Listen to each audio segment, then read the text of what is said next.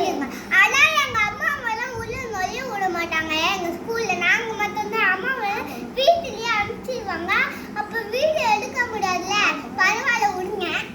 சரி, இந்த வீடியோ உங்களுக்கு பிடிச்சிருந்தா லைக் பண்ணுங்க, ஷேர் பண்ணுங்க, சப்ஸ்கிரைப் பண்ணுங்க, மறக்காம பெல் பட்டனை கிளிக் பண்ணுங்க. Okay, bye by.